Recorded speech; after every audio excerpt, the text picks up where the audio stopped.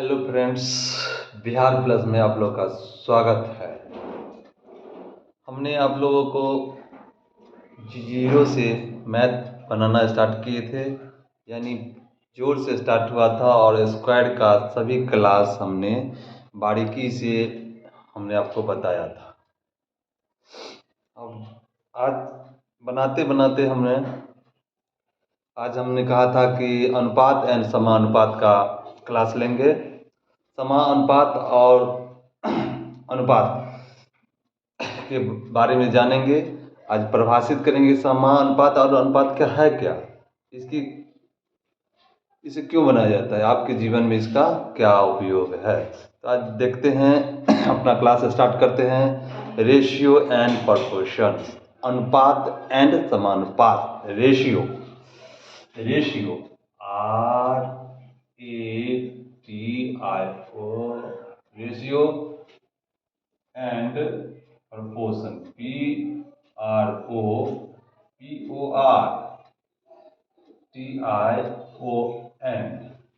Ratio and proportion.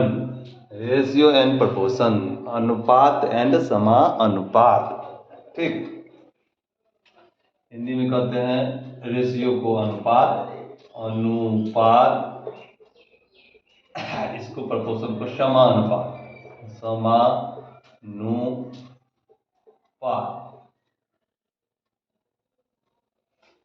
आज इस पर चर्चा होगा। आज इसको हम थोड़ा अनुपात कहते हैं किसे, अनुपात कहते हैं किसे, इस पर ध्यान देंगे। दो संख्याओं के बीच का जो संबंध होता है, दो संख्या के बीच के संबंध को हम अनुपात कहते हैं।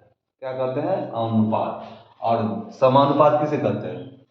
ये तो क्या अनुपात का परिभाषा कि दो संख्याओं के बीच का जो संबंध होता है उसे अनुपात कहते हैं। और समानुपात दो अनुपात के बीच का जो संबंध होता है उसे समानुपात कहते हैं। क्या कहते हैं? समानुपात। तो अनुपात का परिभाषा क्या हो जाएगा? अनुपात परिभाषा क्या हो जाएगा? किसी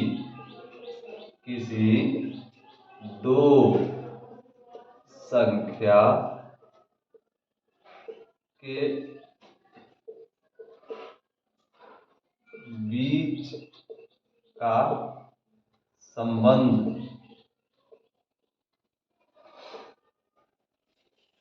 को अनुपात कहते हैं। ठीक, यानी रेशियो, RATIO, रेशियो। क्या कहते हैं? रेशियो। तो अनुपात कैसे होता है? अगर एक बिंदु डाल दें, इसे क्या कहते हैं? दशमलव। एक बिंदु को क्या कहते हैं? दशमलव। आज मेरा पहला क्लासेस पूरा डिफाइन करके बताएगा। दशमलव।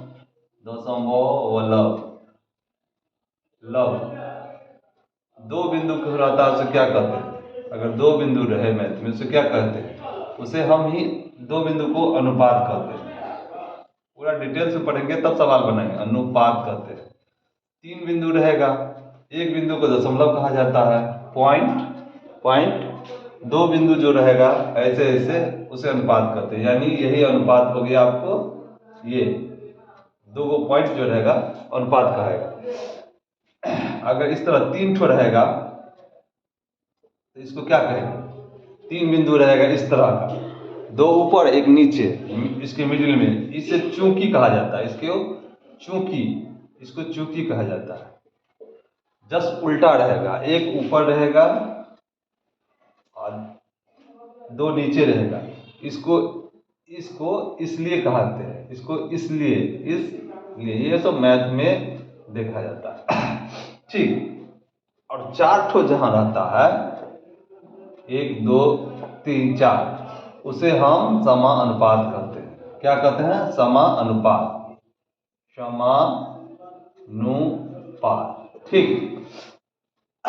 ठीक, अब यहां देखिए समानुपात।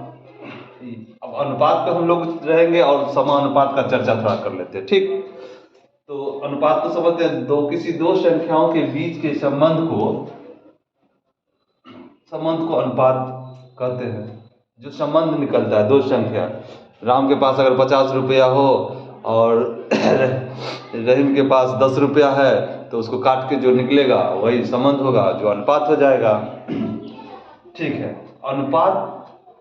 अनुपात को जब तोड़ेंगे तो वो बट्टा में आ जाता है। जैसे कि 5:2 है, इसको अनुपात को हटाएंगे तो 5/2 हो जाएगा। और यहाँ चलिए समानुपात, इसका कंसेप्ट जानते हैं। समानुपात का कंसेप्ट क्या होता है? समानुपात अगर रहेगा, ठीक, तो इसको हटाएंगे तो ये बराबर में आ जाएगा। आगे देखिएगा किस तरह होगा, सो बताते हैं। चलिए अब इसके बाद समानुपात का परिभाषा ले लेते हैं। समानुपात, दो रेशियो के बीच के संबंध को समानुपात कहते हैं। दो रेशियो के बीच के संबंध को क्या कहते हैं? समानुपात। दो रेशियो के बीच को समानुपात कहते हैं। समानुपात का परिभाषा हो गया समानुपात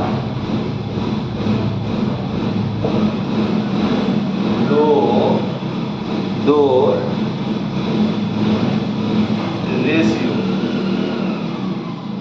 रेशियो के बीच के संबंध को दर्शाता है। इसे समानुपात कहते हैं। समानुपात कहते हैं। तो ये तो हो गया परिभाषा। अब अनुपात पर कुछ सवाल दिखेंगे कि अनुपात क्या, कैसे इसका उपयोग किया जाता है, मानव जीवन में अनुपात का उपयोग कैसे होता है। ठीक, तो हम सवाल बनाएंगे। आज मेरा पहला क्लास है, पूरा कंसेप्ट क्लियर करिए, उसके बाद आगे की प्रक्रिया होगा। ठीक, तो बस छोटे सवाल से लेके बड़े सवाल को हम लोग दर्शाएंगे। ओके।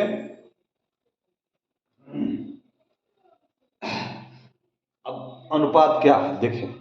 अगर अमित के पास, किसी व्यक्ति का नाम लेते हैं, अगर अमित के पास 25 रुपया है, क्या हुआ? अमित,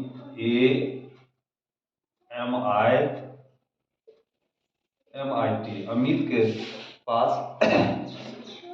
25 रुपया है। क्या है? 25 रुपया। और श्याम के पास SHYAM, श्याम के पास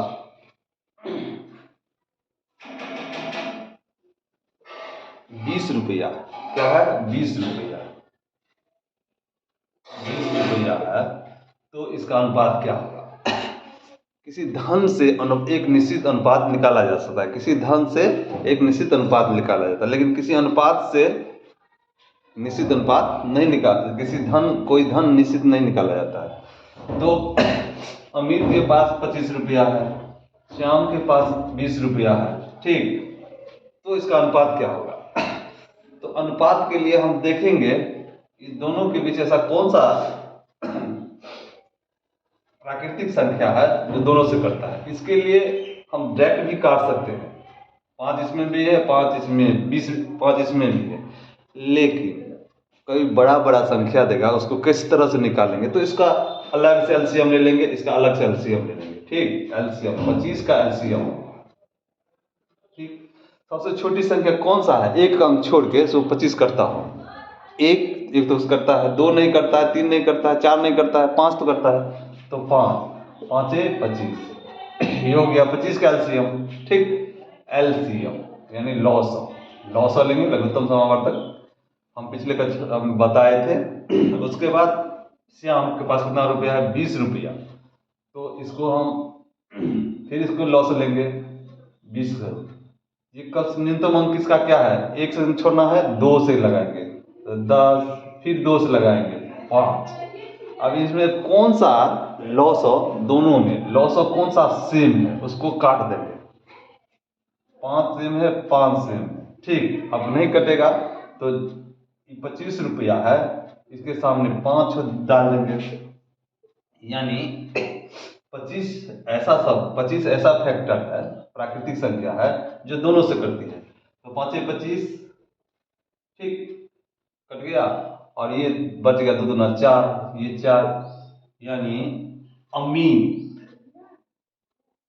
अमित का रेशियो 5 श्याम की अपेक्षा है और श्याम का रेशियो अमित की अपेक्षा 4 है, यानी एक धनराशि से रेशियो क्या हो गया। अब 25 रुपया श्याम का था, अमित का था, अब श्याम का 20 रुपया, इसका रेशियो क्या हो गया 4:5:4, ये हो गया रेशियो। ये एक छोटा सा रेशियो निकालने का तरीका क्या है, इन दोनों में जो सेम कंटेंट होंगे उसे काट देंगे, रेशियो निकाल लेंगे। दूसरा सवाल देखते हैं। आज मेरा पहला सवाल है, कंसेप्ट है, 2-3 सवाल बनाएंगे छोटा छोटा, उसके बाद बताएंगे, ठीक।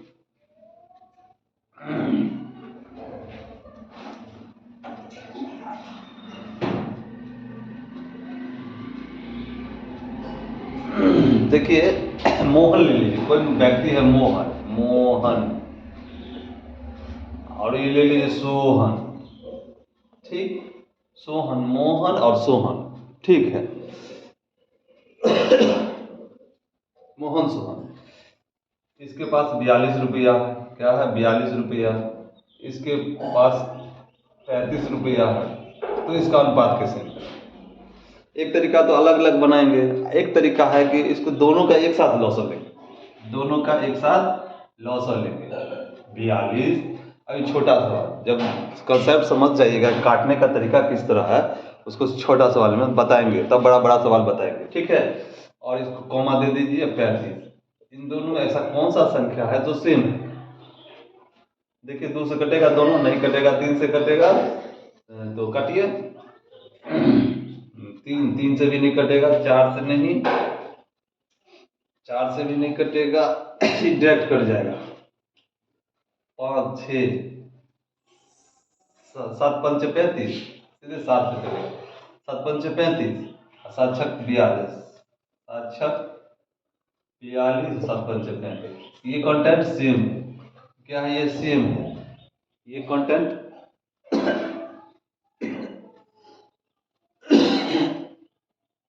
ये कंटेंट सेम, तो इसका अनुपात ये हो जाएगा, ये कंटेंट सेम है, यानी 7 से ये भी कटेगा, 7 छक 42, और ये भी 5 भी 7 से कटेगा, 7 पंचे 35, यानी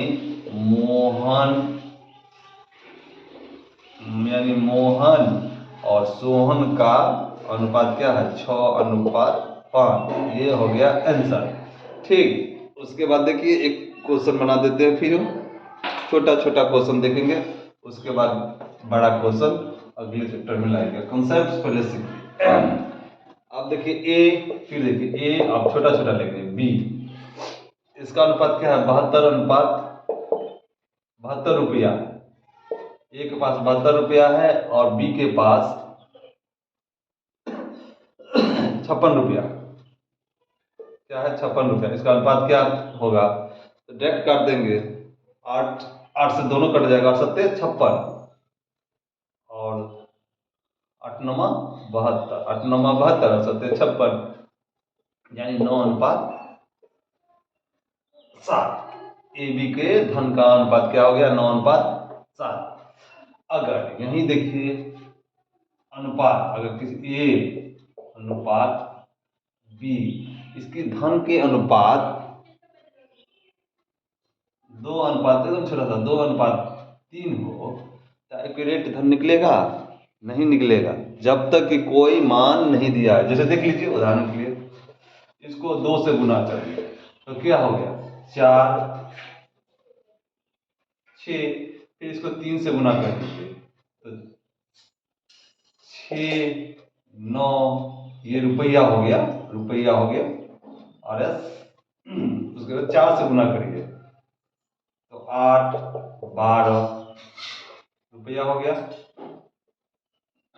फिर 5 से गुना करिए 10, 15, यानी जब रेशियो दिया होगा तो धन, निश्चित धन नहीं निकल सकता है, जब तक किसी व्यक्ति का मान नहीं दिया है, तो रेशियो से एग्जैक्ट धन का मान नहीं निकल सकता है।